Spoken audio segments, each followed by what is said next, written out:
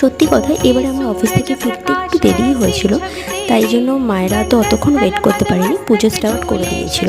কবিতাদেরকে দেখো সাজানো হয়ে গেছে, মাথায় মুকুট পরিয়ে বেল ফুলে মালা দিয়ে লাল জবা, নীল অপরাজিতা, ধূপ সমস্ত কিছু দিয়ে ফুল দিয়ে সাজানো হয়ে গেছে। মাথায় লাল টিকা দিয়ে বোনেরা পুজো করেছিল। আরতির প্রথমের সময়টা আমি থাকতে পারিনি, বাট তারপরে এসে আমরা জয়েন করেছিলাম। মা আর বোন মিলে পুজোটা করেছিল।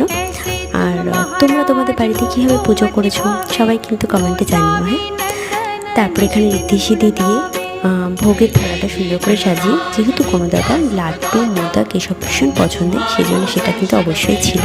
তার সাথে ফল দিয়ে আমরা কোনো দাদাকে ভোগ দিয়েছিলাম। তারপর আরতি করা হলো।